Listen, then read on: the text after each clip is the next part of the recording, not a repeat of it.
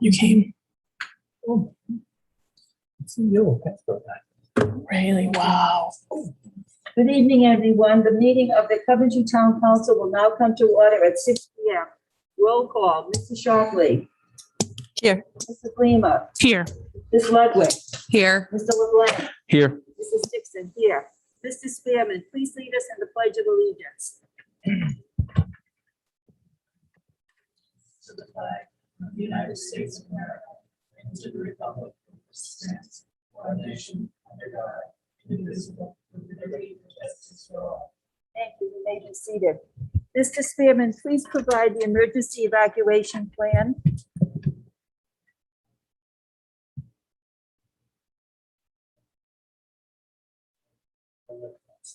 Thank you.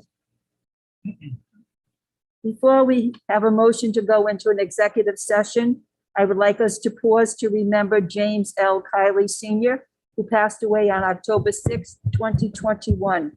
Mr. Kiley was elected to the Coventry Town Council in 1986 and served as its vice president. From 1988 to 1998, he was town council president. His experience in management, finance, budgets, personnel, and labor relations were valuable in his role with the town. He was a very active member of the community, and he was active in fraternal and public affairs and was a Coventry Little League and Pop Warner football coach.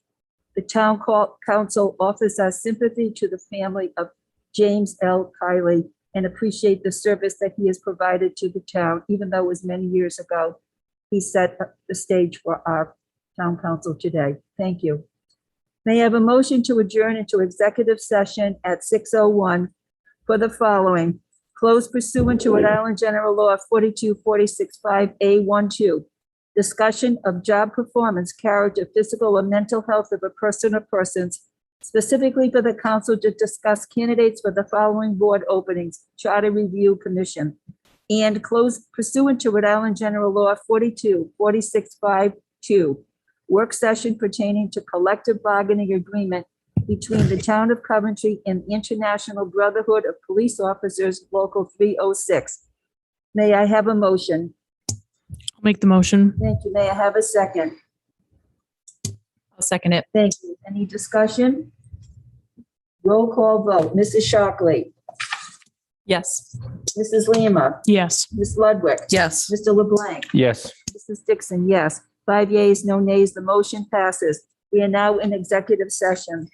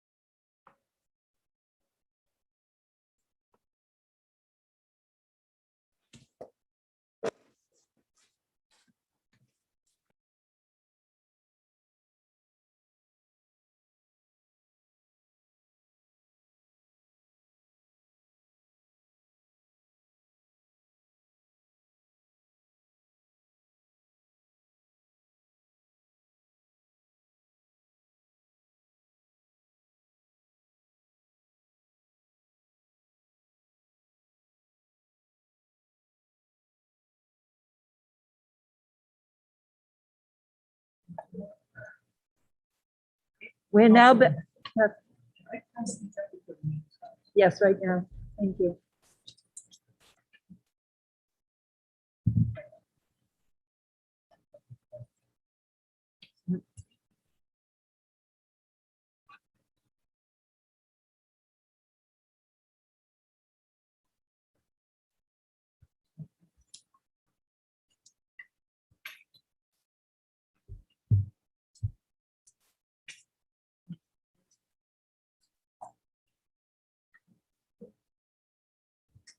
You all set?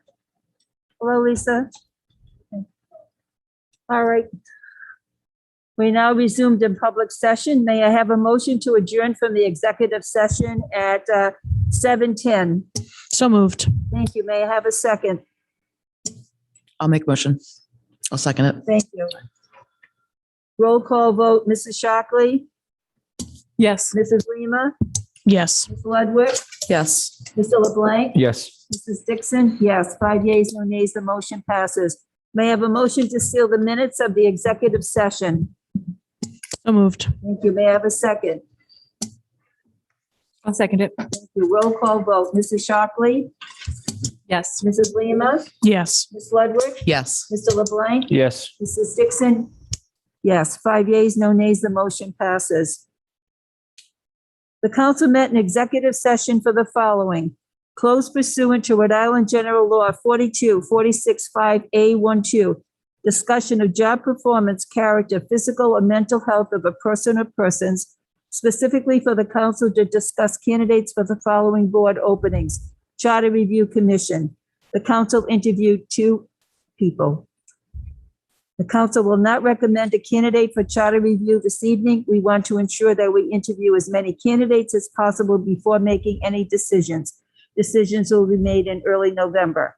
And also closed pursuant to Rhode Island General Law 42-465-2, work session pertaining to collective bargaining agreement between the Town of Coventry and the International Brotherhood of Police Officers Local 306.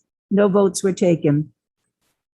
Reference C2, approval of town council meetings for July 26th, July 30th, and August 12th, 2021. Madam Clerk, did you receive any corrections for July 26th? Yes, I did. Have you made the corrections? Yes. Thank you. Did you receive any corrections for July 30th? No, I did not. Thank you. And did you receive any corrections for August 12th, 2021? No. May I have a motion to accept the amended minutes for July 26th and the minutes for July 30th and August 12th? I'll make a motion. Thank you. May I have a second? Second. Any discussion?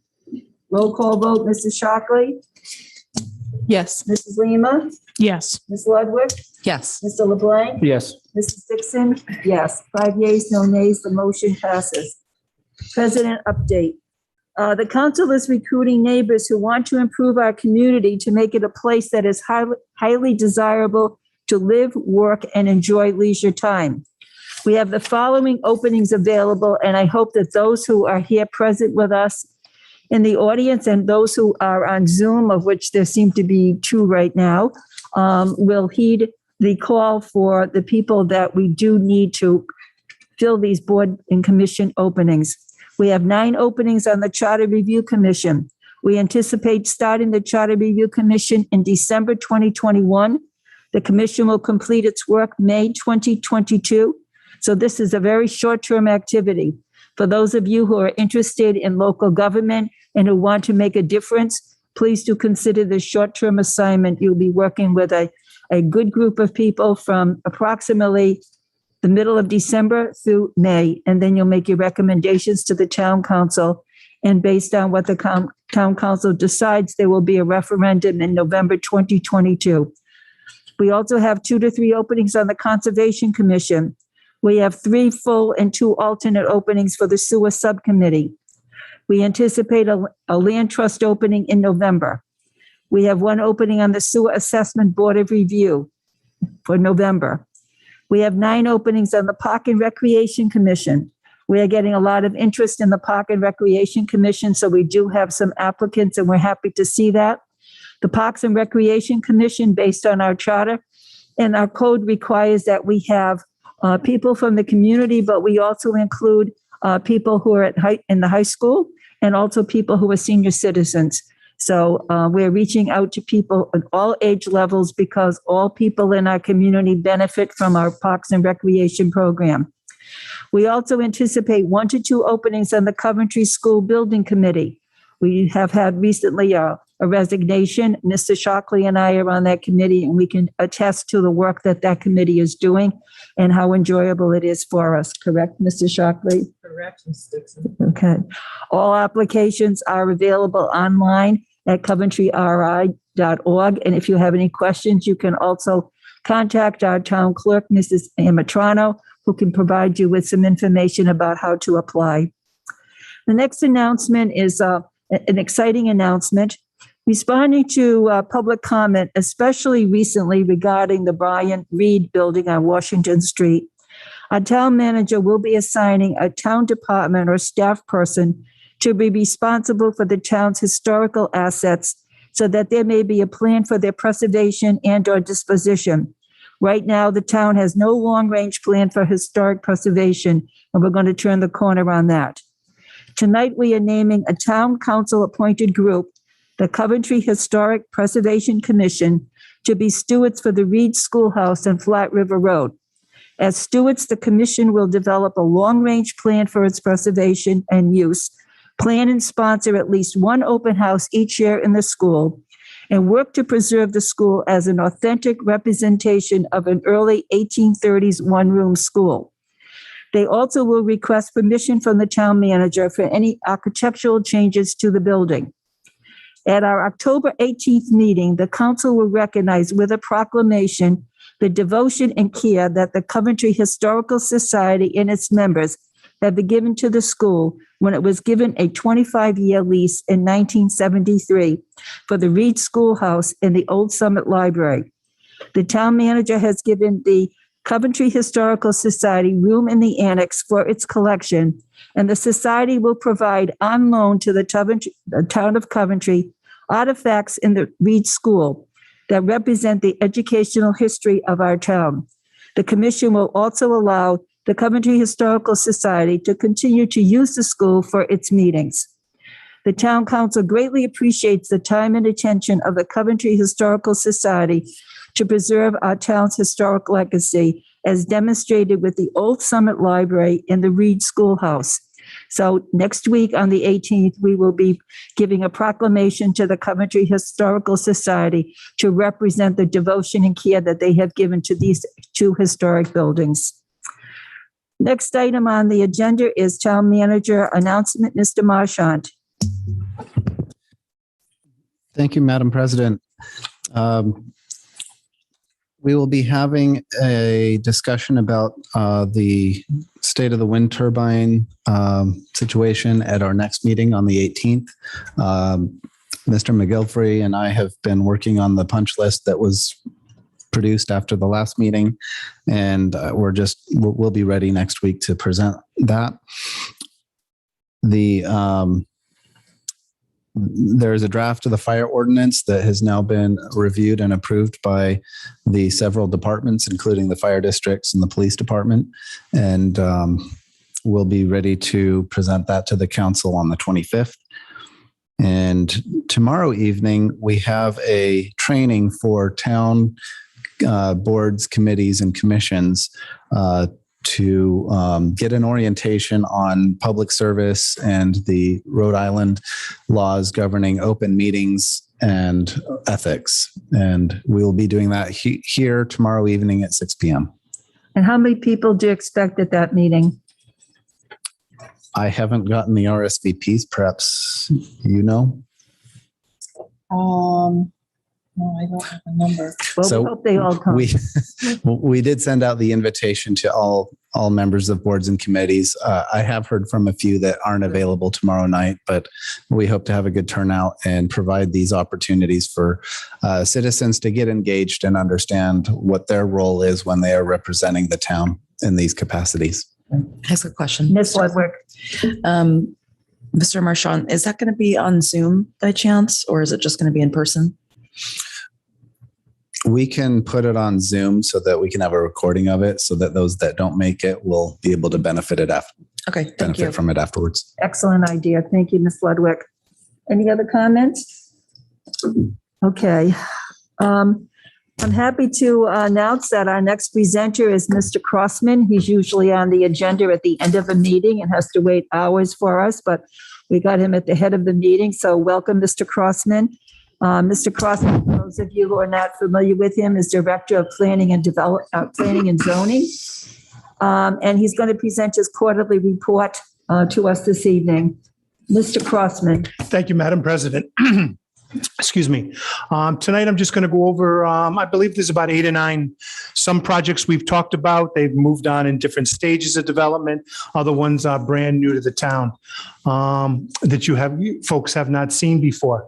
The first one I'm going to go over, this is a building that everybody has driven by hundreds of times and they say, what a beautiful empty building. And it really is. This is 1532 Main Street. It's owned by Paul Oliveri. It's a beautiful building. It's just never gone through the final stages of getting all its approvals to open. So they have submitted an application for development plan review and an application to the zoning board for a special use permit.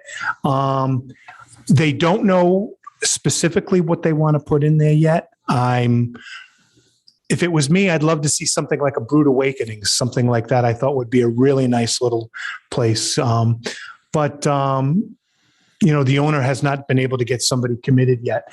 But they'll be coming before the Planning Commission and the Zoning Board just to get all their ducks in a row, get their approvals, and hopefully move on and hopefully getting a nice tenant into that beautiful looking building. Madam President, a quick question. Yes. It's probably already been asked, but I just wanted to, I know that this lot also provides public access to the bike path. They're not going to make any issues there. I mean. No. Okay. There's an easement that leads to the bike path in the back and also to the, there's a sewer pump station back there also. So Okay. there's an So easement they for both. recognize that public needs access on that. Absolutely. Okay. Absolutely. Thank you. Mrs. Shockley. I just want to ask for my own edification.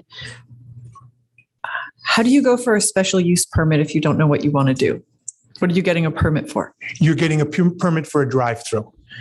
So whether you have a Dunkin' Donuts or a McDonald's, you're still going to need a drive-through. Okay. That's So what that's what they're looking for. That's what the special use permit is for. Permission to have a drive-through, which you can see they already have right here. They just need permission. And that's what we're doing right now. I'm buttoning up all the things and getting permission. Okay. Ms. Ludwig? Thank you, Mr. Crossman. I don't see any reference to the building that's been built behind this. Okay, yeah, that has nothing to do with this petition at this time. There is another building. There's always been two buildings on this property, but this petition right here is just for this. I don't know what the gentleman is doing with the property in the back Okay. at this point in time. Okay. Any other questions for Mr. Crossman on this first project? Okay, Mr. And this is in District 2, by the way. Next, this is in Council District 1. This is Buckhorns Meadow. This is a 54-acre parcel. It's right on 117. It's just west of Susan Bowen Road. There is a lot of wetlands on the property, as you can see to the rear. So this development is going to be it's a 7-lot development with a small cul-de-sac. And they're coming before us for master plan at our October meeting. We've seen them at preliminary, at the pre-application, and now they're ready to come for master plan. It's and this development is a cluster subdivision with wells and septic. So, and again, this is in Council District 1. Madam President, a question? Certainly, Mrs. Lima. You said that's considerable wetland over there. Yep. Any chance that, and I'm not pretending to know about how any of this, how this works and be an expert in this, but any chance that in rain, any of this wetland during construction would flood into those pre-existing properties or create any issues for them? I don't believe so, because the town engineer gives an extensive review of all the stormwater, and he goes through everything that the developer submits, and he goes through it, and he tries to ensure that their design will not impact any of the proposed lots here or the surrounding properties. So I feel confident based on his design, on his review, that we shouldn't have any issues. Okay, thank you. And excuse me, I'm sorry. I'm just going to do one more follow-up. It also has to go to DEM for their permit. So they're going to do a review and issue a permit also. So they will be also taking the same things into consideration. Yep. Mr. Crossman, I have a question for you. We've been soliciting candidates for the Conservation Commission. So I'm curious to know, how would the Conservation Commission weigh in on some of these projects? How do you see this would work? Excellent question. This is a perfect project for the Conservation Commission. What they would do is they would look at a project like this. They would look at the wetlands, and they would do exactly what Councilwoman Lima was questioning. They would look very closely at the design and the layout of where the wetlands are and the buffers to make sure that it did not impact the abutting neighbors or have any impact to the properties. That is exactly what and they would make a recommendation to the Planning Commission. We feel that, they might not like the fact that this wetland encroaches down onto this lot. They might want to play with some things and move it around, but that's what they would do in a situation like this. We have some very enthusiastic members of the community have applied and been approved by the council to be on the Conservation Commission. So the question is, since the Conservation Commission has been inactive for a long period of time, how would you work them into the process? Because you haven't had the opportunity to work people into this process. So how would they be worked into the process so they could give feedback to the Planning Commission? We would just, at the first meeting that we have, I would just go over them, what their responsibilities are. I would hope most of them, a lot of them had seen a set of blueprints before, were familiar with wetlands and those type of features. So I would just go over them, what their responsibilities were, and then I would walk them through the plan, show them where the wetlands are, where the buffers are, and just see what their concerns were. And we'd talk about it together, and we'd come up with a list of recommendations for the Planning Commission. Great. I didn't mean to put you on the spot. No, that's quite all right. We've been trying so hard to get members on the Conservation Commission. Yes. We have a good group of people who want to be on it. Good. So I want to make sure that they have some real defined tasks. Thank you. You're welcome. Okay. Any other questions on Buckhorn Meadow? Just, Mrs. Shockley. yep, thank you. So and you might have already said it and I missed it. Is this a public road? Will the Public Works Department be collecting trash and? Yes, they will. Okay, This will be a town road. good. And is there any special house features, 55 plus, or this is just a regular Nope. small subdivision? Regular 7-lot subdivision. Thank you. Other questions? All right, next project, please. Sure. This one, this is Hill Farm Camp Road. This is a small 2-lot minor.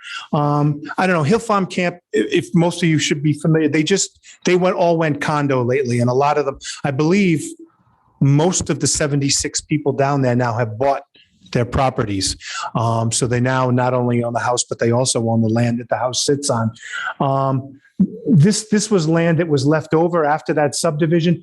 There's already a house on this lot, and I guess the owner of the house wanted to approach the Hills, Jim and Marion, who still own the remainder of the open space. Well, this was not open space, the remainder of the land that they have, and they just wanted to cut this 2-acre lot out right here. So they're coming before the Planning Commission to cut out this 2-acre lot, and then they're also going to go before the zoning board for a dimensional variance. We've done a site walk out there. They'll be coming before the commission in October. This one, it's no road creation. It's just creating another lot. We won't be creating any buildable lots because there's already a house on this lot. So it's just cutting the lot out from the main lot. That's all this is. And again, this one, they are on wells and sewers. I'm sorry, wells and septic. Any questions by members of the council? Okay, thank you. Next project, please. Next project, this one here, this is over in District 4.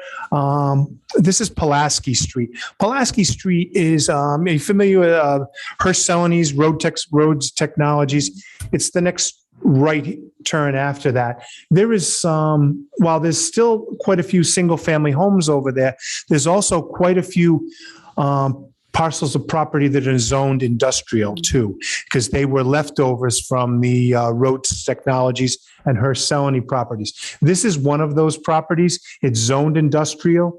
They want to put up these, I call them contractor bays. Everybody's putting them up in town, so people don't have to have their trucks, their company trucks in their driveway. They can rent these and they can store them here. And then they drive here in the morning. They pick up their trucks and the equipment and they go to work. The reason why there's 2 plans, the developer who has this property, he wanted to show 2 options to the Planning Commission. The first option here is off Pulaski Street. And then the second one is off is it South? Well, I can't remember. I'm sorry. I can't remember the name of the street, but this access over here is primarily industrial. So I believe they didn't, and this is primarily residential. So what they were doing is they wanted the Planning Commission to make a determination whether they wanted to see it come down the industrial street or the residential street. That's why there's 2 plans. So there's going to be 2 buildings and there's going to be a total of 9 rental units, and they'll be for rental. Madam President, a question? Mrs. Lima? So can you just help me visualize this? So I go down, I take a right down Pulaski Street across from OLC. I cross over the bike path, the crossing. Yep. Now what? I'm about to turn the corner. It's on your left-hand side. Wouldn't it be? No, the right has all the woods, right? I'm sorry, I apologize. Yes, it's on your right-hand side as you're coming in that way. And it's a good chunk of land. It's not far down. I wish I had the map on. Cody, how come I don't have anything to minimize? Top right. What do you want me to do?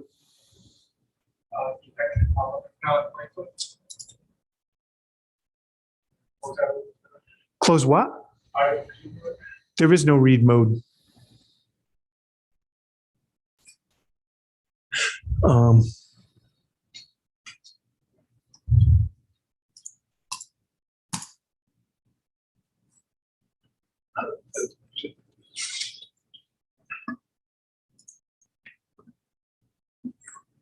What are you trying to get to? I wanted to show, I should have opened this earlier. So you're trying to get to the GIS? Yeah, right Go here. to Edge. Oh, you want to use that one? Oh, you don't have a keyboard though. I don't have a keyboard. Am I going to need one? I don't think so. I think I can get through this without the keyboard. How do I get to the, Follow on the screen? Yes, please. So, yeah, so my, just I my. can't type it in. You're right. So just my main concern is, I know that road is already super, super narrow. So my concern is, are these trucks that are coming in and out of these garages going to be utilizing Pulaski Street to get out to 117? Or will they utilize the pre-existing bigger entrance that has a street light across from MacArthur Boulevard? Because that current turn is dangerous and the road is narrow and it goes to one way to other way a bunch of times on Pulaski. So I was just curious how traffic is going to be affected, because even when you pull up to 117 on Pulaski to take a left or a right, people can barely fit to turn on to Pulaski. So that would just be a concern. Just, they're not going to be used, the traffic signal, that's at the entrance to the old Hearst Celanese. They're not going to be using that one because there's a guarded gate there. They're not going to be using, well, I'm going to recommend that they use this street right here, which is before Pulaski, which is this street that's all industrial. So Yes, that's what I'm talking about. So you can hop on the bike path from there. That's that exit right there with the light. No, it's not the one with the traffic light. There's another little street after the. Oh, you have it over there. Perfect. Go to, do you know how to get to Hearst Celanese? All the way over on the right-hand side. 282 Pulaski. PULAS. Yeah, and it'll show the lot. All right. Can you turn on the aerial photogrammetry for me, please? No, go all the way up to the right-hand side, third box. We got a team effort. I know. So, and then go local 18, please. So much for my 10 minutes. Okay, there's the property. Now, could you zoom out a little, please? No. I want to see 117. There you go. That's good. I want to see that street that they're going to come in, though. Yes. Okay, yeah. So scroll down. You're in too far from. It's sensitive. What? You guys are wanting out a little bit. Okay. Yeah, even. So what it looks like to me is they're going to come down. Yes, it is Pulaski Street, but there's a little right-hand I'm turn. sorry. I'm going to be unconventional just because I really want to understand that. Okay. Because this is a. Let's go walk over. Let's vote for it. Let's both be unconventional.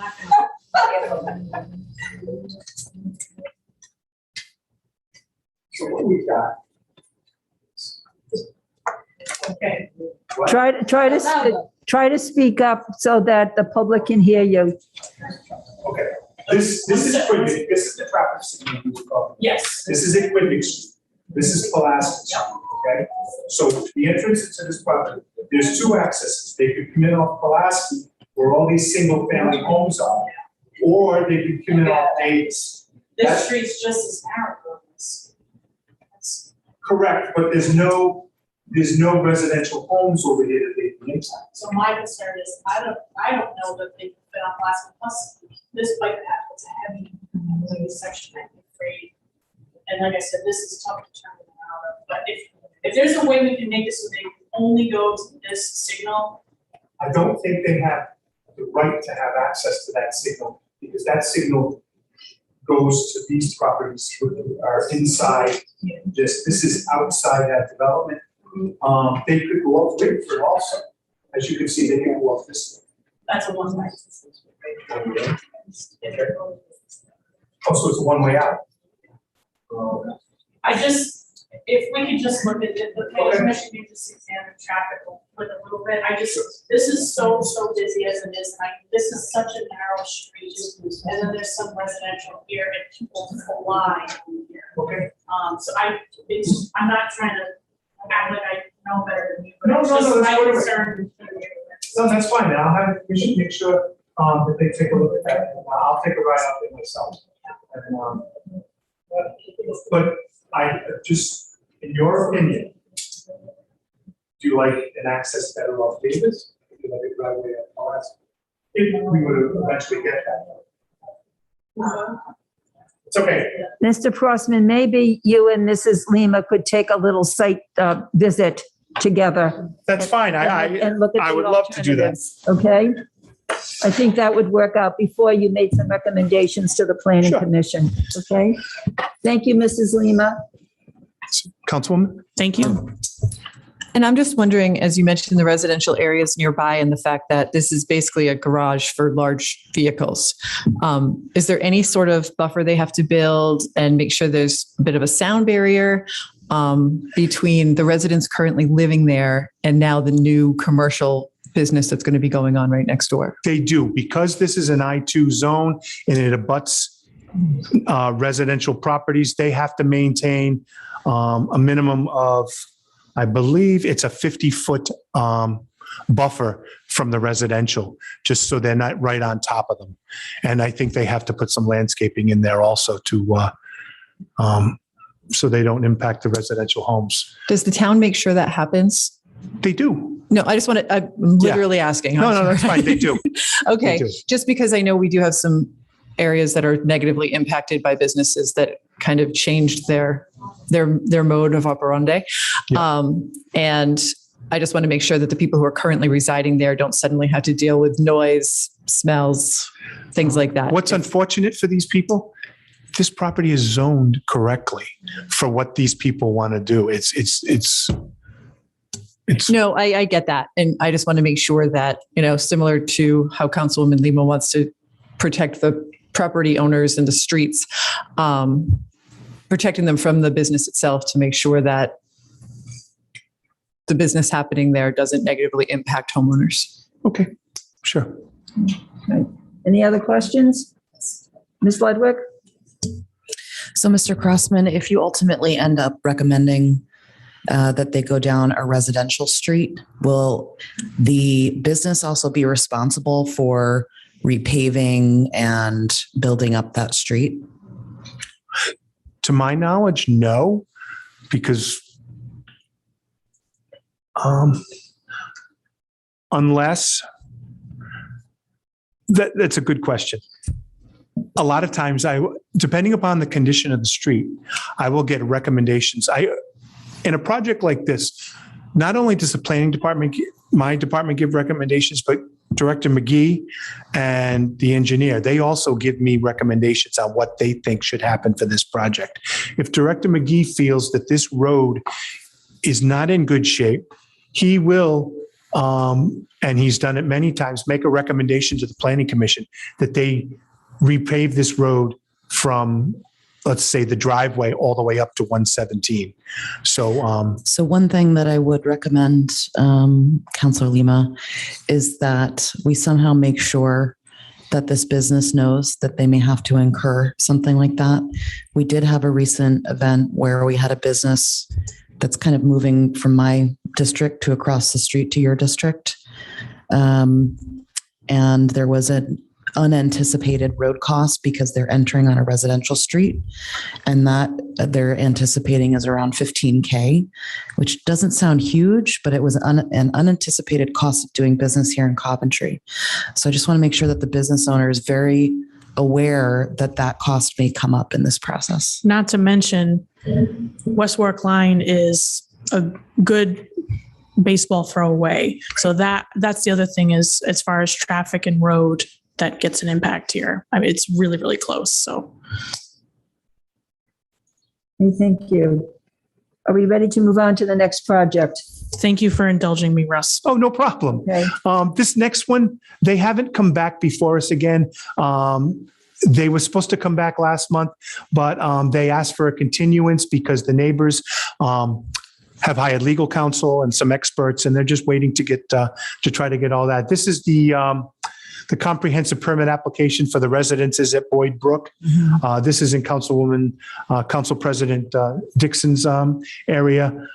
This is a 62 lot condo development. For this, the septic system will be one large system you can see here in the middle that's going to service all the individual houses. And there will be, I believe there's also going to be a public well that will service them. This one, they're scheduled to come back in October. They have master plan approval. They're looking for preliminary approval. And that's where this one's at. It's been all over Facebook, all over it's very controversial. And that's where this one stands for now. If you have any questions on it, nothing's changed since master plan. They're just coming back and getting all their permits, letting the planning commission know that they have their permits in place or have applied for them. And when is the meeting in October? It's October 27th. 27th. But I'll be honest with you, I'm not so sure that they might not ask for another continuance. Okay, thank you. I will let you know prior to the meeting whether they're going to be on the agenda or not. And I'll let the constituents know, especially in that area. Okay. Thank you. Okay, to go on to the next project. Okay, next project. Next one, this was just a 2-lot minor out on Gibson Hill Road. It was a 33-acre parcel, and the owner of the parcel just wanted to subdivide it into 2. There was already one existing home, and now they're building another existing home out on the back on the second lot that was cut out. The second lot is looks like 20 acres, and the first lot is 8.8 acres. Straightforward 2-lot minor. Any questions on this one? Again, this is Gibson Hill. This is way out on the way out on 14, almost on the Connecticut line. You could probably throw a baseball from this property and hit the Connecticut town line. So there is. Well, with the Red Sox doing so well, you know. Okay, thank you. Okay. Next one here. This is on the Phillips Hill Road. This is in Council President District. This is Rock Hill Road. I don't know. Rock Hill Road is off Hill Farm Road, but then it dead ends. It doesn't go all the way through to Phillips Hill Road. But this is where the right-of-way comes through to Phillips Hill Road. This has what they're doing here is they're creating 2 lots. They're building a small cul-de-sac, and there's an existing house that already is on this lot, and then they're doing another proposed home back in the rear. All this property to the south, as you can see, is wetlands with associated buffers, all under DEM's jurisdiction. And again, they're not asking for any zoning variances, right? It's a straightforward 2-lot minor with a street creation. Anybody have any questions on this one? Okay. Next one, I just brought these just to show you what it was going to look like.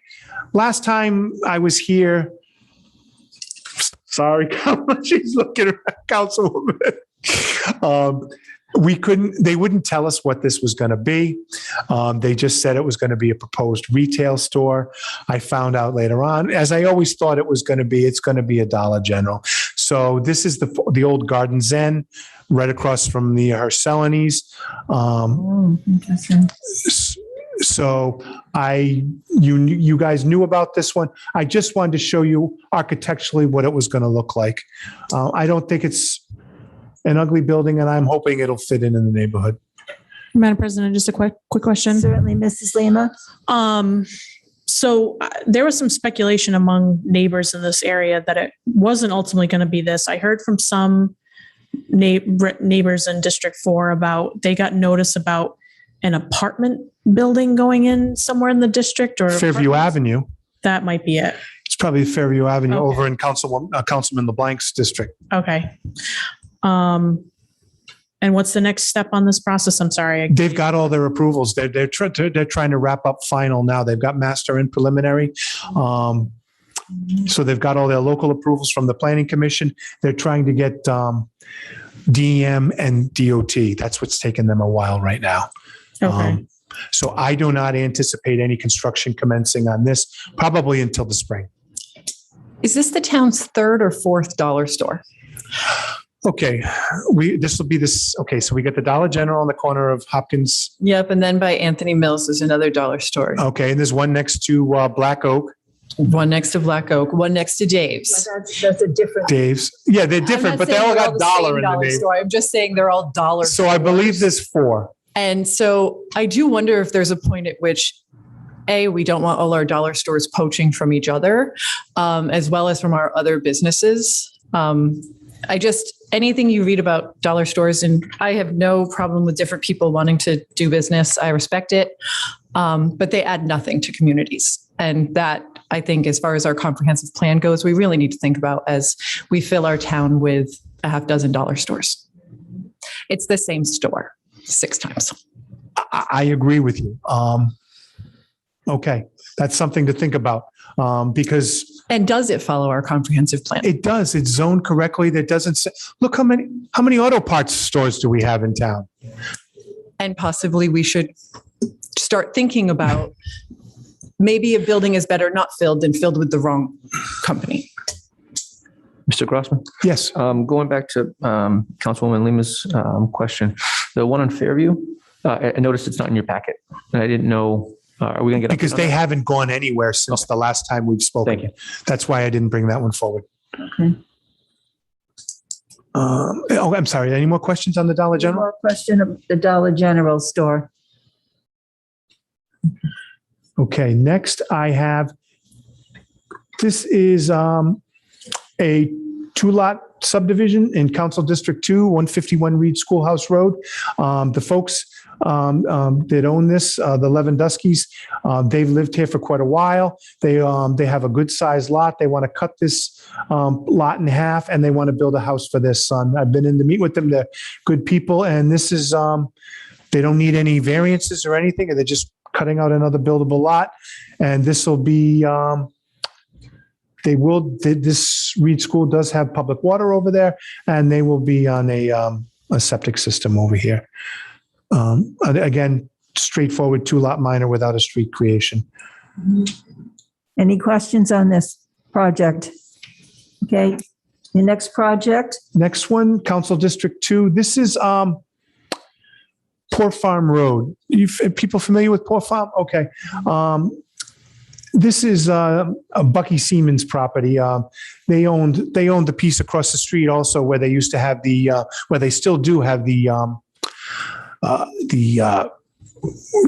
water ski show on the pond. Is that piece, the beach area there? They owned that piece. They sold it. Now they're selling this chunk of land over here. What they're looking to do is a 7-lot subdivision with a street creation. So this is going to be a major subdivision.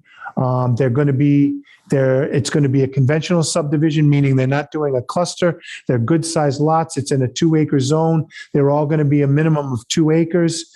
And this will both be served by wells and septic. And again, they've only been before us for pre-application. They're coming for master plan at the end of the month at our October 27th meeting.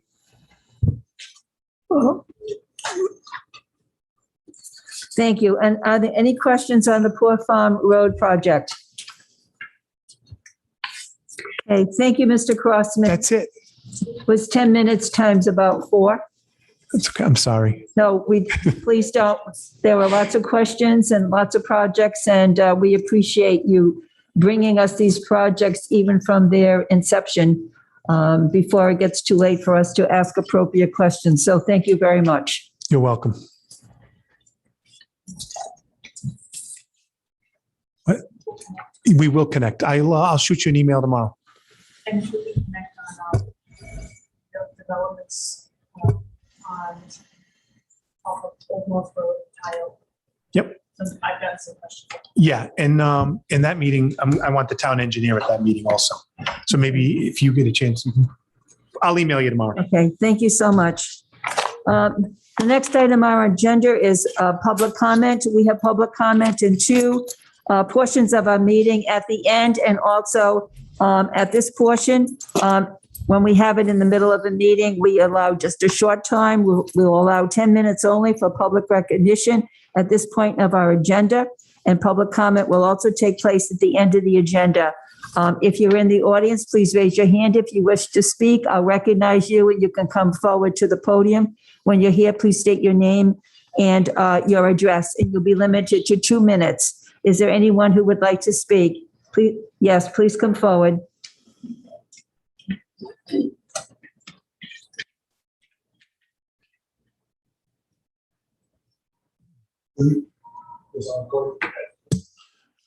Good evening. I know you may not be able to answer the question. Oh, sorry. My name's Ernest Nautilillo of 84 Coventry Drive. I know you may not be able to answer the questions I'm asking, but if I could get answers at a later date would be great. I have a few questions. The first question is, does the council act as the sewer commission and make all final decisions regarding sewers? And if so, what meeting was it on the agenda and voted on to add Coventry Drive and Briar Point to the priority 1 list for the DEM? And if it wasn't on the council agenda, who authorized it? And why is it still on the list? And were you made aware these streets were added without getting council approval?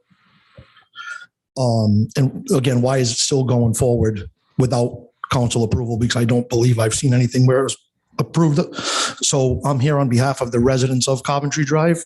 We, about 95% of the people signed a petition against the sewers.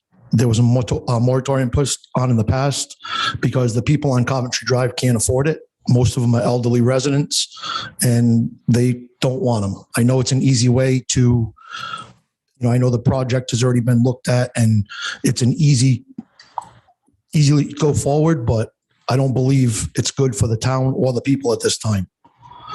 And I have the documents, if I can share them with you guys, from the residents. We do not have this on our agenda, so we can engage in a discussion with you. But in answer to your first question, the town council is the sewer commission.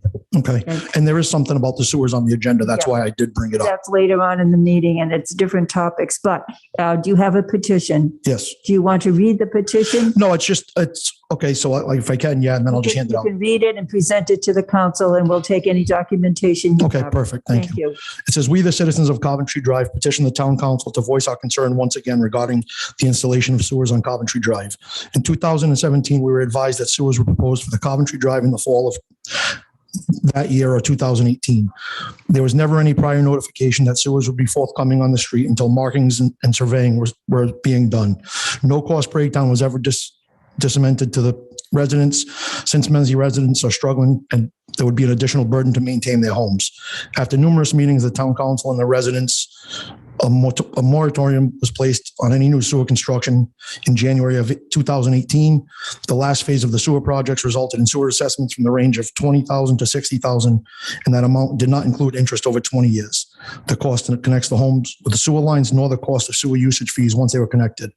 Residents of Coventry Drive and Briar Point have now been placed on the priority listing with DEM, and it just has the estimated prices. And it says, we are hereby requesting Coventry Drive be removed from the priority listing with DEM since the town council did not vote on this issue. Residents were told that no action would be taken regarding sewers without being fully informed. Okay, thank you. Mr. Nautilillo, please present the petition and the documentation to our town clerk, Ms. Almatrano. Okay, thank you. Who will keep it. Thank you so much.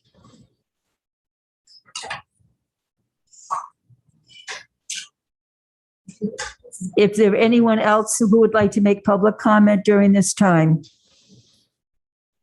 Is there anyone on Zoom who would like to raise his or her name and make a comment? Please raise your hand now. I see no one on Zoom who wished to make a comment. Last call for someone who's in the audience. Just remind you that we will be having public comment at the end of the meeting again. Okay, thank you very much, Mr. Nautilillo, and the people who have signed your petition.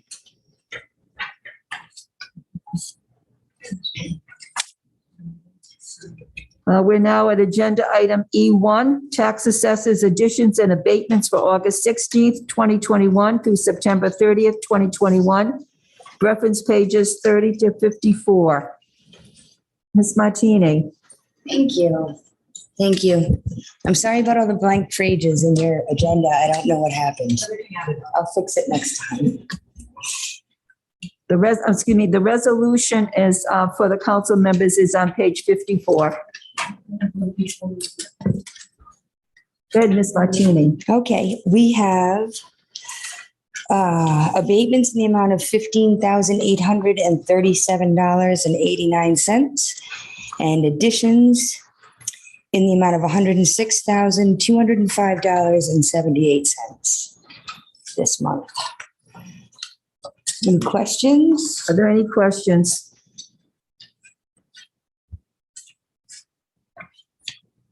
Ms. Martini, I do have a question. This is just a general question on page 35. We talk about RP, TNG, SUP role. What do those abbreviations mean? That is the real property / tangible supplemental tax roll.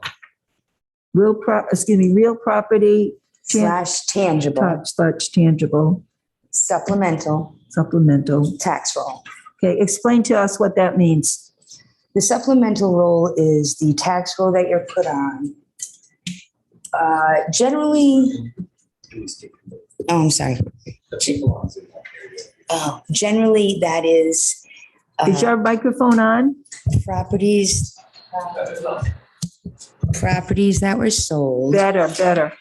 Thank you. That had exemptions, and the new owner doesn't get that exemption. So that's the supplemental portion.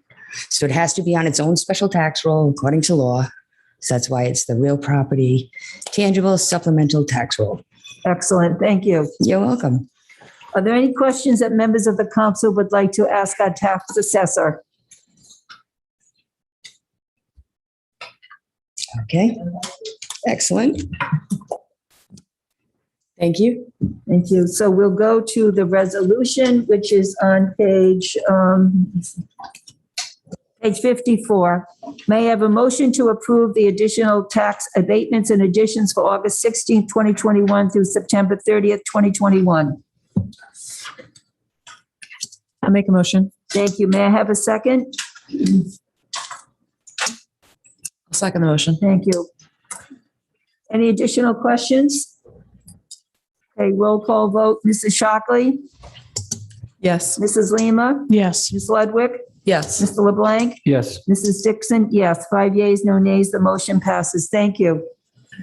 Next is E2, adoption of the 2022 Town Council meeting schedule as per the Open Meeting Act, reference page 55.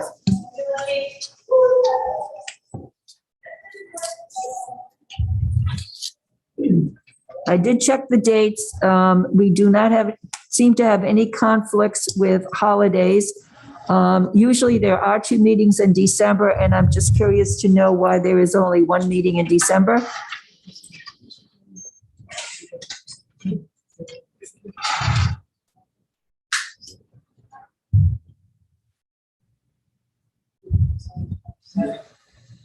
Yeah, I noticed it was very close to Christmas, and I don't know if the council wants to, at this time, add another meeting in December or approve the schedule as it is now and then make a decision later next year as to whether it would want a second meeting in December. What are the wishes of the council? Can I ask how the, I don't recall how the ordinance works? How many meetings are we supposed to have a year? Do we have to have a certain amount a month or a certain amount a year? 2 months, I think. Right. That's what I wasn't sure. But then the charter has a dispensation for Except June, for July and August. Madam President, I had some just Mrs. Lima? comments. Just wanted to throw this out there, and the council can do what it wishes, but I love you all, apparently enough that we'll be here on Valentine's Day. I don't know I know it's a silly holiday, but I mean, I just wanted to throw that out there. Well, what are you throwing out to us?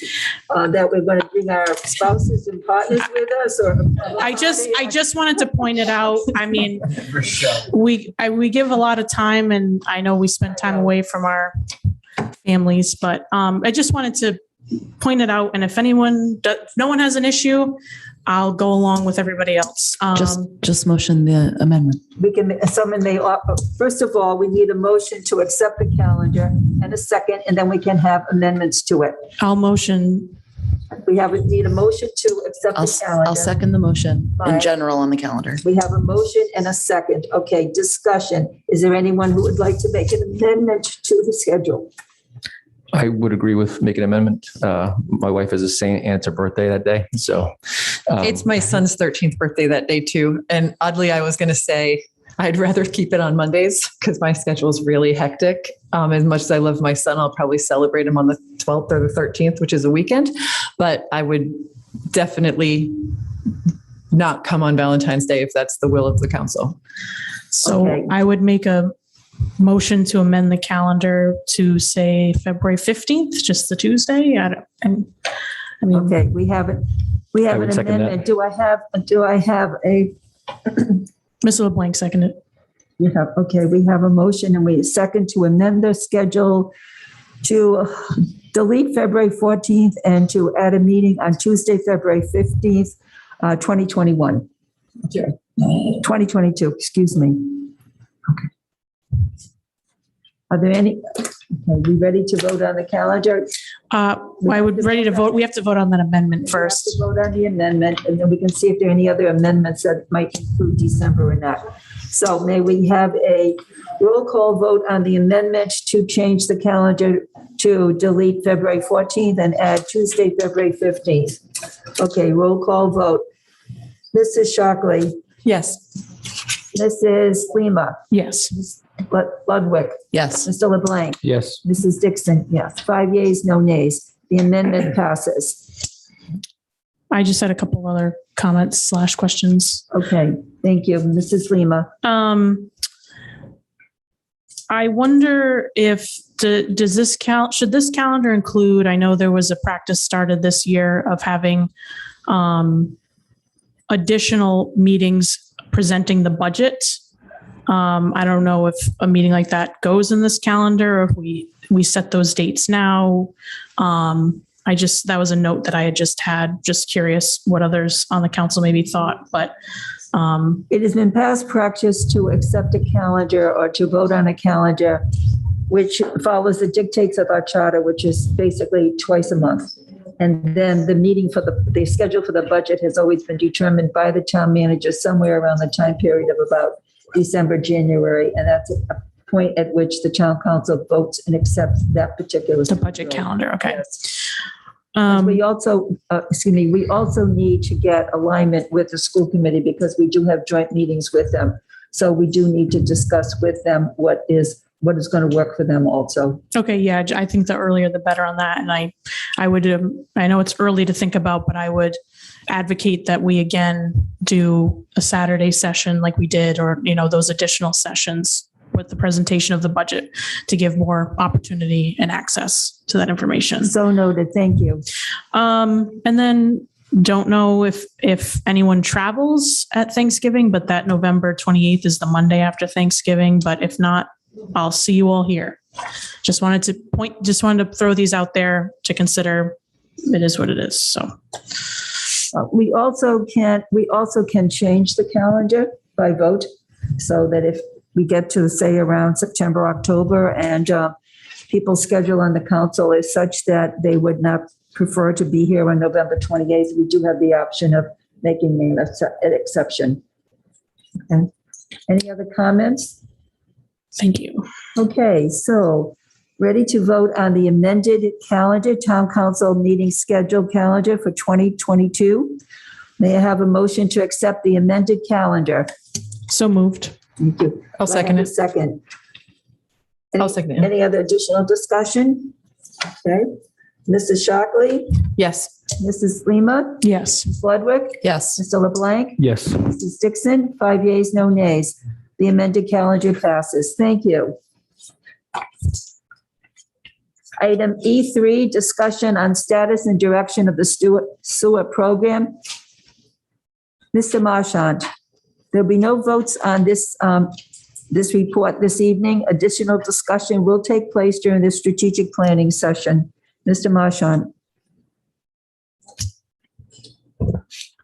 As I recall, during our agenda planning meetings, we had 3 items, and I thought we took this one off. I don't have anything to report tonight, but I did want to indicate that it would be helpful and perhaps prudent to have a special work session with the town council as the sewer committee to formally give me as the manager and administrator formal direction on what the values, priorities, and interests are and how this program ought to be further developed. I inherited this assignment after the administrative officer retired without any clear direction. And I think there's a lot that needs to be done and looked at. I know the sewer subcommittee is looking at things and looking at amendments to the sewer ordinance, and that there's a lot of strategic planning and thinking that needs to be put into how the town is going to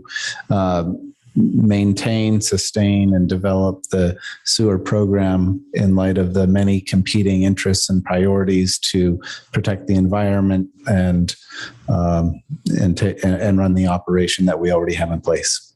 I believe that when we did discuss the agenda item, we said that it would be just a brief mention, as you have just so stated, and that a fuller discussion would take place during the strategic planning session, which, by the way, will take place in November, and is a public session, and anyone is invited. And that will be, how many hours is it? About a 5-hour meeting? I think it's around a 5-hour meeting, something like I that. blocked out 6 hours 6 hours. So that would be on a Saturday morning, 8 a.m.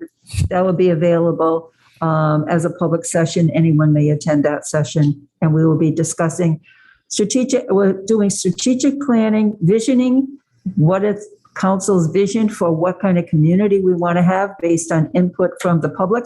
And we will also discuss a number of topics, including the sewer program. We won't be able to make any definite decisions, but it's basically an open discussion by all members of the council with some public input.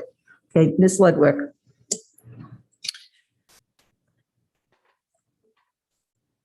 So a couple things I wanted to raise. So firstly, there may be some people in the audience who might remember an agenda item that was put on our agenda, I think it was 2 weeks ago, about tasking or resolution tasking the sewer subcommittee with possible future streets.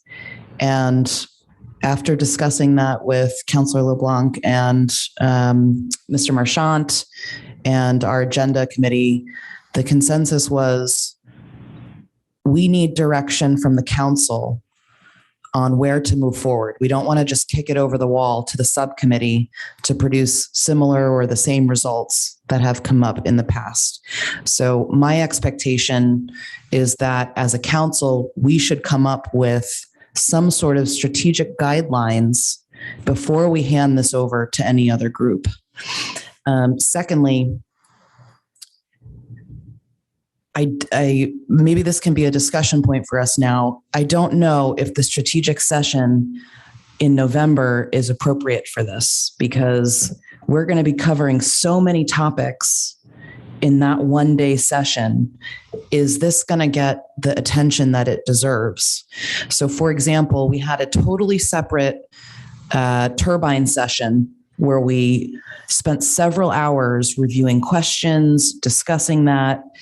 And I would like the other counselors' thoughts on separating this into some sort of similar session, or if you think it's sufficient to cover in that strategic session, which is a intense one-day session, but we are going to be covering a number of different things. So can we open that up for some discussion? Certainly can. I would be in favor of having a single theme topic meeting on this subject, but I am also in favor of us starting to open the discussion during the strategic planning session so that we could get a clearer idea about what we would like to cover in that particular meeting.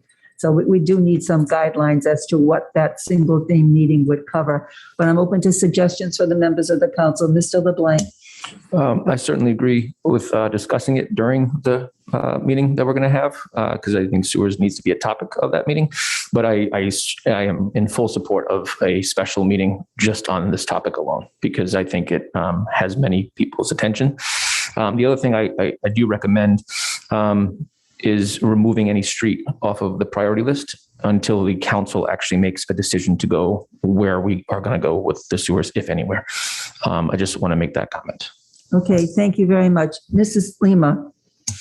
I'd also second having a completely separate session. And I'd also ask that we go to the same lengths in creating awareness and advertising that meeting, because, I think when wind turbines is a very targeted group, the sewer project and that concept as a whole spans over a large portion of town. So I think there's a larger audience that needs to be reached.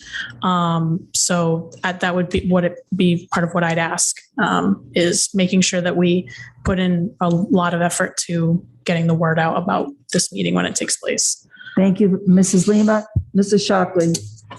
No, I agree that we should have our own separate meeting for this, both so that the council can all be on the same page, and any member of the community who'd like to come can also get their questions asked and answered. I think because of the financial situation of the sewer currently, we need to make sure that we fully understand the finances. I would like this to be part of a COVID discussion, or happen at least with COVID funds in mind. I think there are multiple ways in which we could use those funds, and the council hasn't really discussed it yet. I think sewer could be one of those ways. And I would like to see the town of Coventry use these funds that have come in that we weren't expecting on something that we can truly move forward or fix, as opposed to doling it out a little bit to all sorts of different projects and never really fixing anything. So I know COVID hasn't been a discussion yet, but I would like the sewer project and how COVID money could help that. I'd like it to at least be part of that discussion. Okay, we do have an agenda item for a discussion of COVID funds, October 25th. Okay, Miss Ludwig. Can we just revisit one thing? I think Councilor LeBlanc asked whether or not, I don't know if it was a question or a request to remove the streets from the priority list. Can we, because we're talking about status and direction of the program, and that priority list is a future list, are we able to just talk a little bit about background here? Or are we going to go into an OMA violation? It's not on our agenda right now. Mr. Gorham, legal opinion, please. Sure. The agenda actually provided for a presentation by the town manager, actually just a discussion on the status and direction of the sewer program. That's E3. And then E4 is really just a resolution, and E5 is the Point of same. information. So Wait a minute, excuse me, please let Mr. Gorham finish. Okay, thank you. Go So ahead. I think getting into any substantive discussion of projects as a town council, you're probably getting pretty close to the line on OMA violation, because it's really the only thing that was on the agenda was a presentation by the town manager, and the town manager has already said that because he didn't expect that to be on the agenda, he's not going to make a presentation. So my point of information is, my question, if a DEM priority list that has streets on it doesn't fall under the status and direction of the sewer program, what would that agenda item need to read for that to fall underneath it? Could you repeat What would the agenda item need to read in order for a discussion to take place about what Councilmember Ludwig is asking? Because this is a list that already exists, and we just want to understand the list a bit better. Are you talking about the So you're DEM saying list? we can't talk about that list, and I'm asking what would So- the agenda item need to read to talk about that? You could, it would probably need to say discussion of DEM priority list presented to DEM on behalf of the town of Coventry. Can I actually make that clear, though? This isn't a list DEM has told us our priorities. This is a list that we've put on to show DEM. As I understand from the town manager, in order to preserve opportunity for certain projects that would be partially funded by the DEM, at least partially funded, you needed to submit them or present them to the DEM within a certain time period that was nearly expired. And the town manager, out of an abundance of caution, sought to preserve the town's opportunity to utilize those options and submitted certain projects. And so if you want to discuss that, you could put it on the agenda under something like discussion of sewer projects presented to DEM. But you have to understand that simply because they're submitted to DEM doesn't mean that the town is going to do them. Mm-hmm. It means only that the town reserved the opportunity to do them, probably because there is supposed to be some kind of funding coming from DEM. President Dickson? An inducement. I would recommend us adding that item. Mr. LeBlanc, Yep. please. I would recommend adding that agenda item to at least the next town council meeting or the one after. I just want to make sure that we have clear policies and procedures, because I believe the sewer commission should be the one making the street recommendation to that list. If it's coming from the town of Coventry, it should come from the sewer commission and no one else. And then I just want to clarify, I understand that it's giving us a potential for funding, but funding sounds great. But at the end of the day, it's going to come out of the residents' pockets. They might be funding the construction at first, but our ordinance as written makes 100% of the costs come out of the residents' pockets. And that's what I don't like. And that's why I believe the sewer ordinance needs to be changed before the sewer project even begins again. But sorry, I just need to say my piece. Okay, thank you. Thank you. So based on what I'm hearing, number one, on the October 25th agenda, potential of having an agenda item that says to discuss the DEM priority list. Okay, I'm not sure that that's quite capturing the full intent of what you want.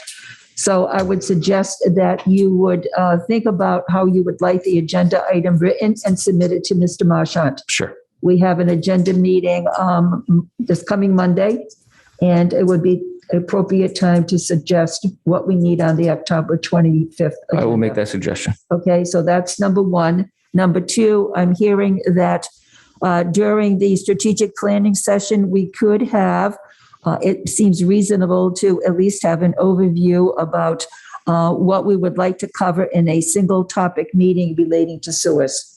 And during that strategic planning session, the outline of what that meeting might look like and the date for that meeting could be discussed during that particular time, but we wouldn't really go into depth during the strategic planning session on sewers because it's such a meaty, complex project. Did I hear that correctly? Okay. Mr. Gorham. Okay, I think I'm on. Thank you.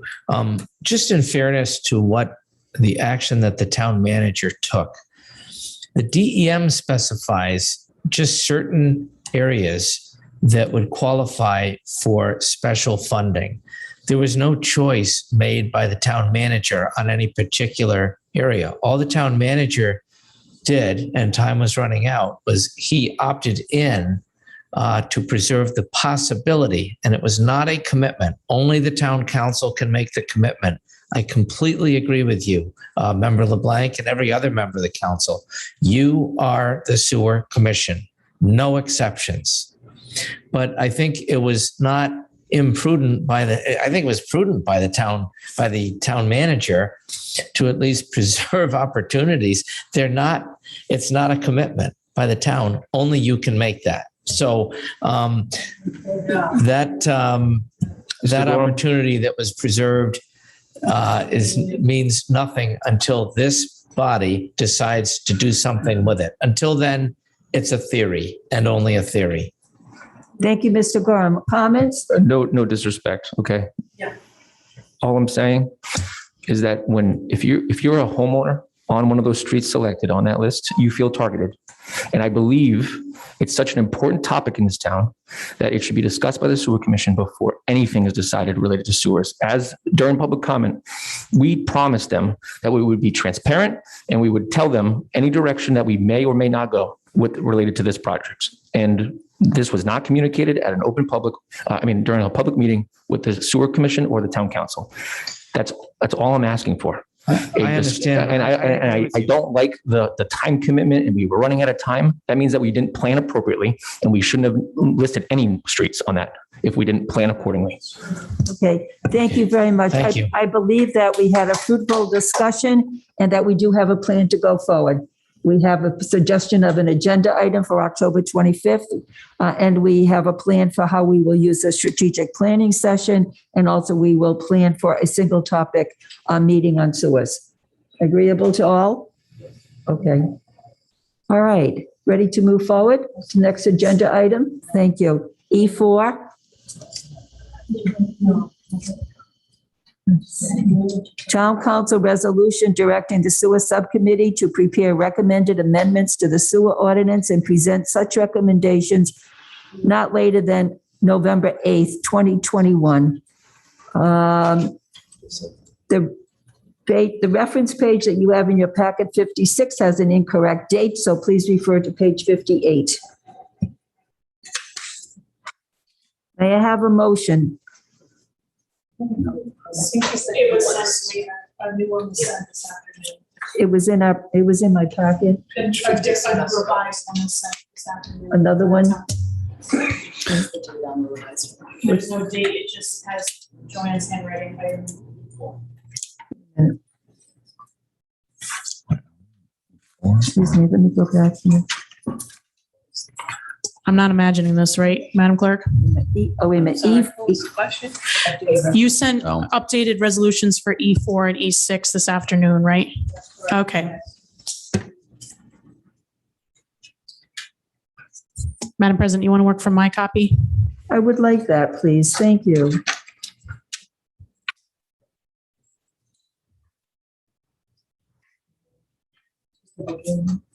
Okay. That was going to be my comment. Okay, I will read the resolution as it appears here. Whereas the Town of Coventry Town Council desires to review and consider changes to the Town of Coventry sewer ordinance to better serve the public interest, and whereas the Town of Coventry Sewer Subcommittee provides recommendations to the Sewer Committee on the sewer program, and now therefore be it resolved by the Town of Coventry Town Council to direct the Sewer Subcommittee to review and prepare recommendations for amendments to the sewer ordinance and present such recommendations to the sewer committee, which is the town council, no later than November 8th, 2021. Do I have a motion for this resolution? I'll make a motion. Thank you. Do I have a second? Second. Discussion. Ms. Ludwig. I think it is absolutely imperative that large portions of this ordinance are rewritten. There's been a lot of time talking about it. And I think we finally got to the point on the sewer subcommittee before I left and Councilor Lima was appointed, that the group is in agreement on many different areas on what to actually update.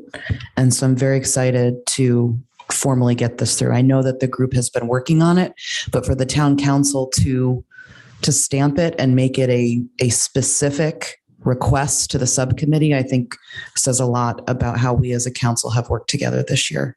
So thank you. Thank you. This was on our agenda at the previous meeting, and we asked that the recommendations be made November 8th. I'm wondering when the sewer subcommittee is meeting next and whether November 8th is a reasonable time. Mrs. Lima. So we are meeting this Thursday, but I don't think discussion of amendments to or revisions to the ordinance is on that agenda. So I think we're going to have another meeting in October that maybe just focuses on that. There was discussion at our last meeting in early September, I think it was now, where we all gave our revisions and recommendations for what to remove or what to revise. Every single member that was present did so. And I believe we had someone who was taking minutes that took all of that.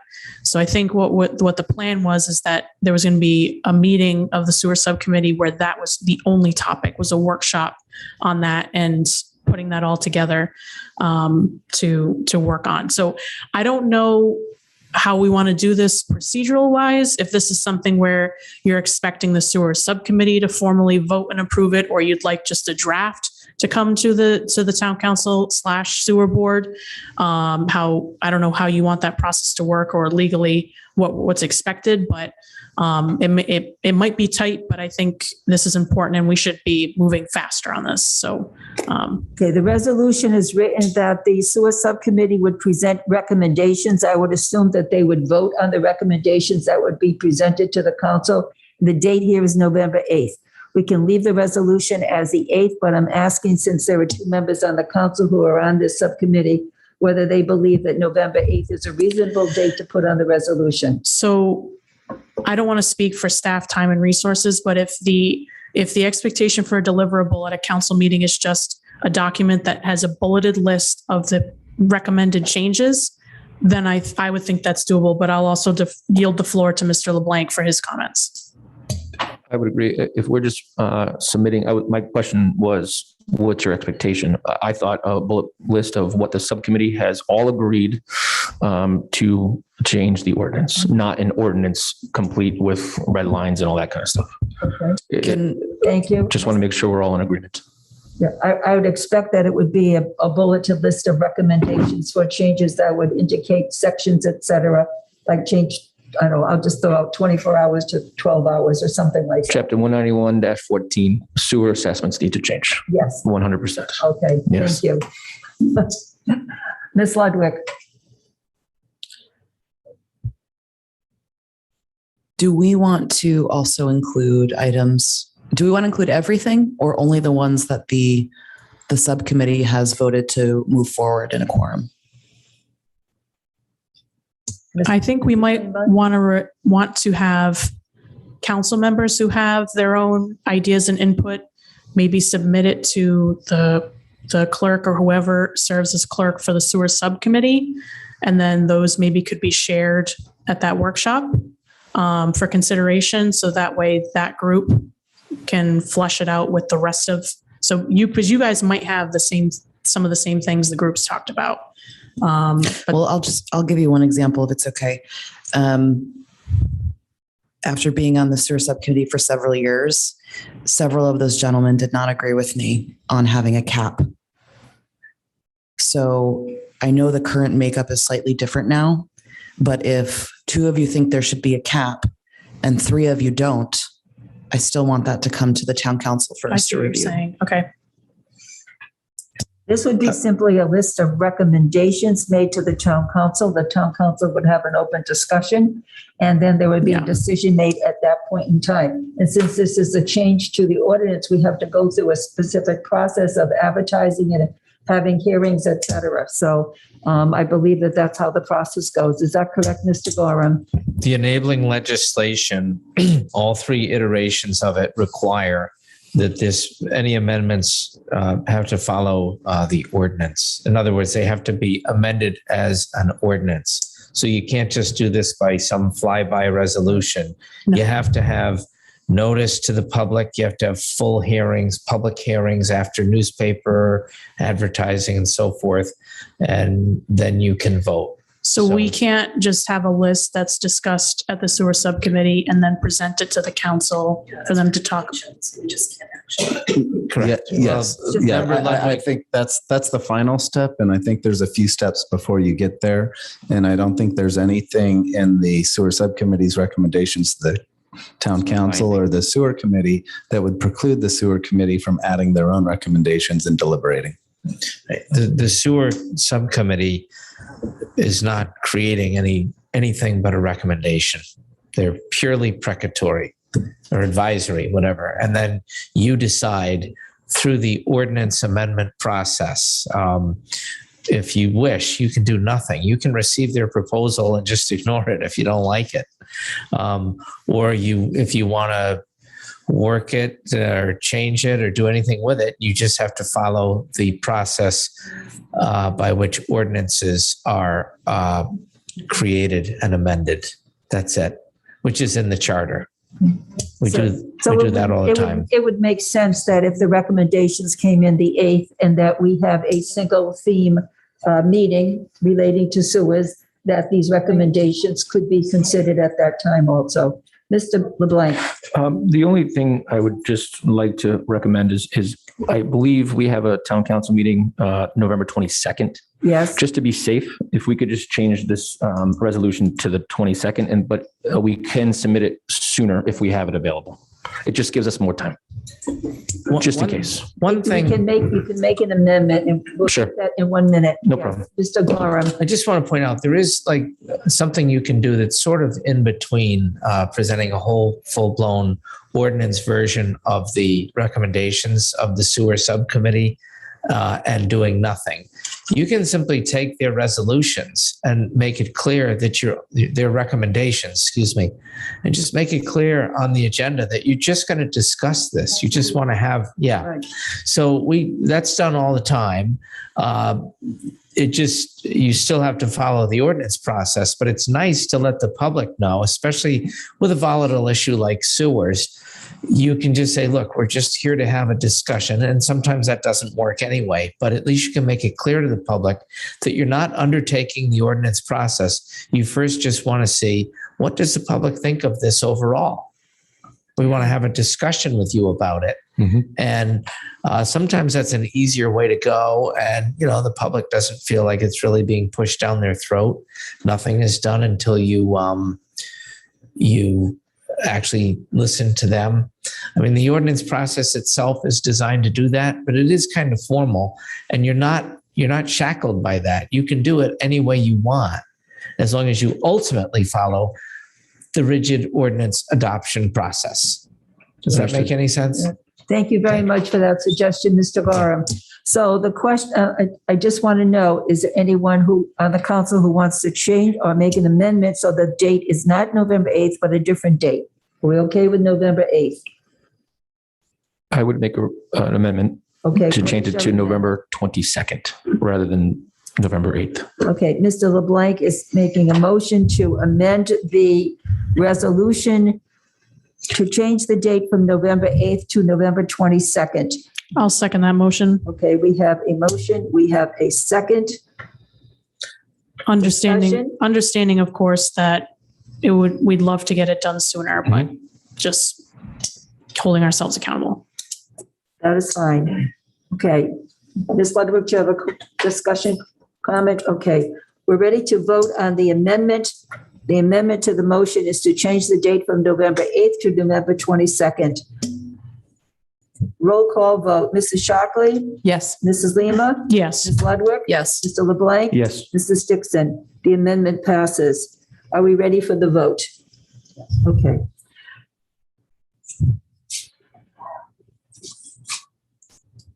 We have a motion to amend, we've approved a motion to amend the resolution to change the date from November 8th to 2021. Okay, roll call vote on the amended motion. Mrs. Shockley? Yes. Mrs.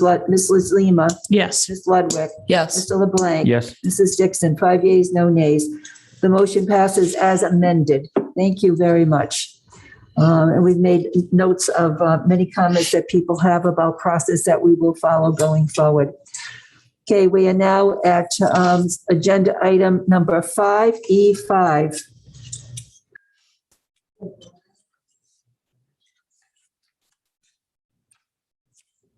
This is reference page 57.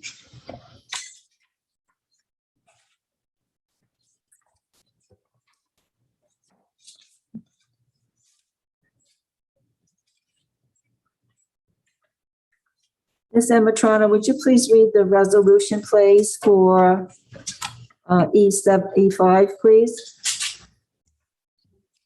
Whereas the Town of Coventry Town Council desires to update the Town of Coventry wastewater facilities plan, and whereas the Rhode Island Department of Environmental Management Rules and Regulations 250-RICR-150-10-4 requires municipal sewer programs to affirm the wastewater facility plan every 5 years and update it and amend it as necessary. And whereas the Town of Coventry wastewater facility plan was last updated October 2016, and whereas eligibility for state and/or federal funding assistance is contingent on a current and accurate wastewater facility plan, and now therefore it be resolved by the Town of Coventry Town Council to direct the town manager to prepare a request for proposal to update the wastewater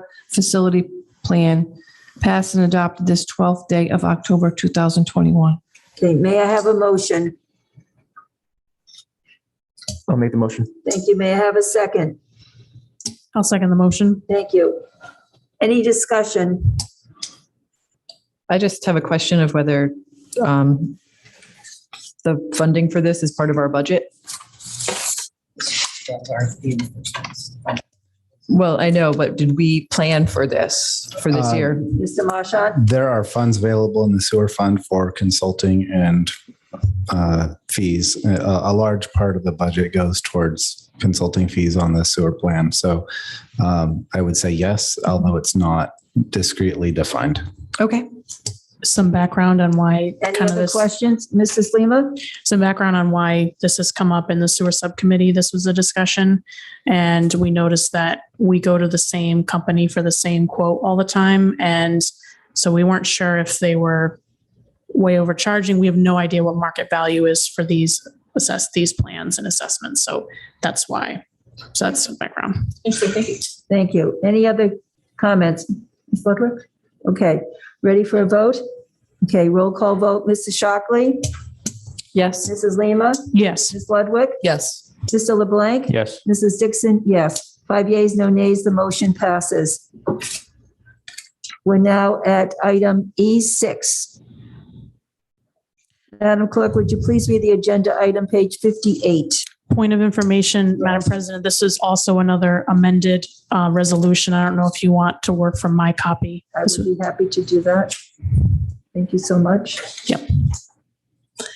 Discussion, award of bid to Matrix Consulting Group in the sum of $130,000 for performance audit of all town departments, including Coventry Public Schools, as per town manager's recommendation. Okay, you all have a copy of the resolution, of the amended resolution. May I have a motion? I'll make the motion. Thank you. May I have a second? I'll second it. Discussion? Ms. Ludwig? So a year ago, when several of us were campaigning, myself included, this has been something that residents in my district, and I believe many of the other districts, have been requesting for a long time. And I just want to thank everyone involved, particularly Mr. Marchant and Superintendent Levis, for meeting with Mr. Pennington and hammering this out so we could get this to a vote tonight. I think it's extremely important, and I'm just going to reiterate what Councilman Lima had mentioned previously, that we really should take advantage and do this as soon as possible before upcoming budget season, and get whatever learnings we can so we can utilize them as quickly as possible. Thank you very much for your work that has gone into this, and I look forward to voting yes on this. Okay. Well, thank you. Good evening, Mr. Pennington. How are you this evening? I'm fine, thank you. And it's not quite as late as you were on the last meeting. No, Did you start something like 10 o'clock at the last meeting? So, I mean, this is only 8:45. It's going to be an early evening, but we do appreciate you attending with us. Thank you. my pleasure. Mrs. Lima? Just for the benefit of the public, one final time, maybe Mr. Pennington or Mr. Marchant can take this, but just can we define in a kind of a Cliff Notes version, what taxpayers should expect as a result of this performance audit and the deliverables. Thank you. Mr. Pennington, would you address that, please?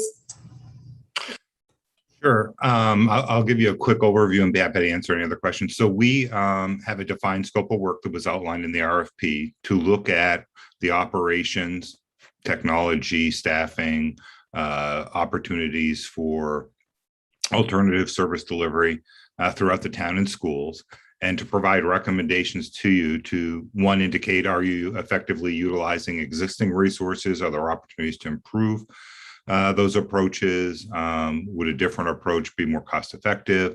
Are you staffed appropriately for the services you need to provide?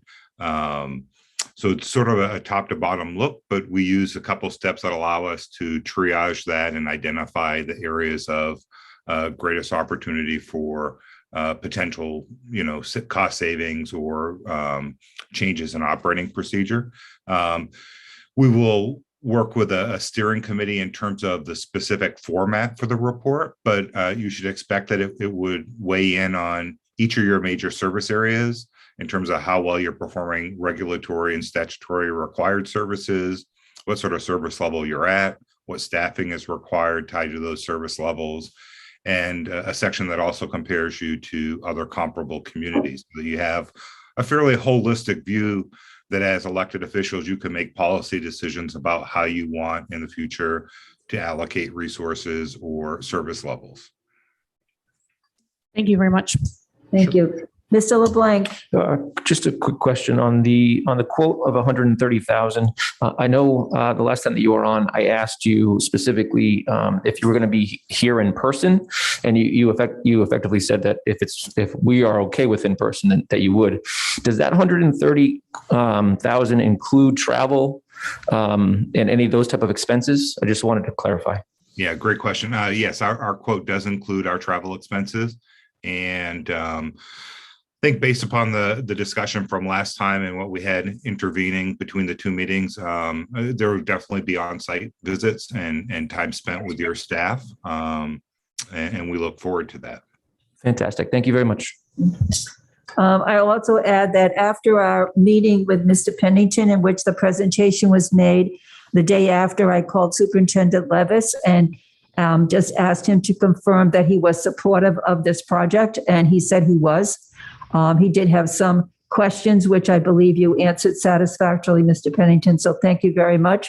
And then I also called Chairperson Patno, and I asked her if she was supportive of this project and participating, and she said yes, she was, and they both confirmed that they would make the resources available to you that would be required to do this performance audit.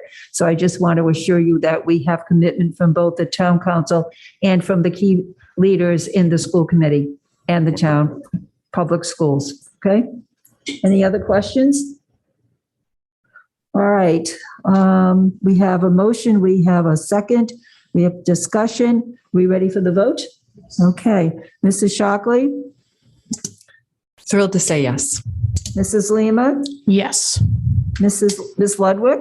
Yes. Mr. LeBlanc? Yes. Mrs. Dickson? Yes. 5 yeas, no nays. The motion passes. It was a long time coming, but we did it. At least we started the process. We're on the journey. Thank you, Mr. Pennington. Thank you for your time. We'll see you again very shortly. Very soon. Yes. Thank you. Bye-bye. Thank you. The next item is F1. Do we have a member from Baked here this evening? Please come forward so that the council may ask you any questions they would like to ask. Thank you. Okay, first we'll have our motion. Ms. Ambatrano, Town Clerk, would you please read the agenda item F1?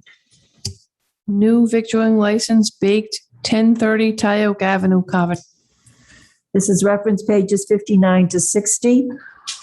First of all, may I have a motion for this license? I'll make a motion. Thank you. May I have a second? I'll second the motion. Thank you. Are you Christian Tammis? Yes, Did I pronounce your name correctly? you did. Thank you. Please tell us a little bit about your business. So my business is pretty much the culmination of my education at Johnson & Wales and my last 10 years living in Coventry, Rhode Island. I want to make something really nice, offering high quality, freshly made baked goods, coffee, and a nice place for kids and people to be. Okay, where's the location of your business? 1030 Tioga Avenue. And where does that located near? It's in the Coventry Plaza. It's right next to China Star. Oh, yeah. Oh, the old marathon. Are you in the old marathon bakery? Yes. I'm on setting? the old Marathon Bread. And when do you anticipate opening? Hopefully by October 21st. That's very soon. It is very soon. Yes, I have all my my permits in order. They're all going on. The Department of Department of Health. They just processed my application today, so they said they would be sending that out. And I talked to Bob Rose about the sewer, so that's all in order now. The fire marshal, I have he inspected. He asked me to do a couple things. I've done them. I'm just waiting for him to get off vacation and call me back.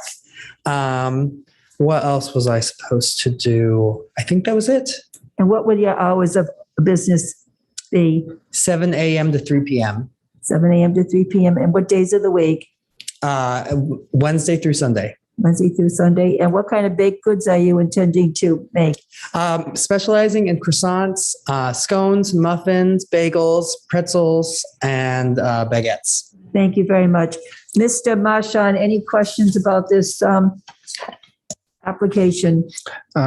No questions or concerns were raised. I do have a note that the license will not be issued without a positive recommendation from the Director of Planning and Zoning. Did you have a conversation with the director already? That would be Mr. Crossman, who was here earlier. But I think this is a permitted use going into an existing location, so I don't think there's going to be any concerns. Okay. That's fine. I can speak with them. That's no problem. Okay. The requirement would have already been notified, so I think you're good. Thank you. Any other questions from members of the council? Okay, we ready for a vote? Okay, Mrs. Shockley? Yes, good luck. Thank you. Mrs. Lima? Yes. Ms. Ludwig? Yes. Mr. LeBlanc? Yes. Mrs. Dickson? Yes. 5 yeas, no nays. Congratulations. We're looking forward to stopping in at your business, and we hope that many people who live in the area will also attend to. Well, I hope so too. Thank you very much. Have a successful business. Thank you. We welcome you. Next item is G, public comment. Are there any members of the comment who would like to make a comment? If you wish to make a comment, please raise your hand, be recognized, and come to the podium. State your name and address, and we'll also entertain comments from community members on Zoom. So are there any members who are here with us this evening who would like to make another comment or make a comment? I see none. Members on Zoom, would you please raise your hand? I think there's one hand raised.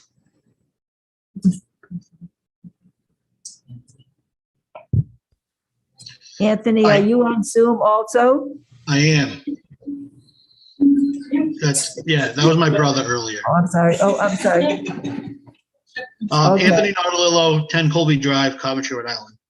Okay, thank you. Your comment, please. For a point of clarification from Mr. Gorham. He stated during the discussion that the list, the DEM priority list, was a recommendation. It was not a targeted area. If it was just a recommendation, how come specific streets were picked? And if since specific streets was picked, can they be changed? Yes. Okay, follow-up question, no disrespect. But did the town manager have the authority to make those recommendations without the authorization of the sewer committee? Without the recommendation of the council? Yes. I think he probably did, because he was not binding the town to anything. He was simply preserving an opportunity to potentially save money. And in that particular situation, it's my opinion that the town council that the town manager acted appropriately. I think he acted certainly within the scope of his authority under the charter. If you review the town charter, both the town manager and the town council have significant power. The town council, in my estimation, has tremendous power compared to other town councils. But the town manager, it should be no surprise, acting on behalf of the council, also has power. And that's all written down in the charter. Oh, thank you for answering that. I just was clarifying because in regards to the sewer commission, I thought that was just the town council. It is, but the key point I tried to make earlier is that the town manager did not bind the town to anything. He simply. No, I get that. That's fine. I understand that. Okay. You explained that. All right. Thanks. Thank you. Any other member who's here in the audience would like to speak, make a comment? Any other hands raised on Zoom? All right, public comment is closed. May I have a motion to adjourn? So moved. May I have a second? I'll second it. Roll call, Mrs. Shockley? Yes. Mrs. Lima? Yes. Ms. Ludwig? Yes. Mr. LeBlanc? Yes. Mrs. Dickson, 5 yeas, no nays. The motion passes. We are adjourned at 8:48.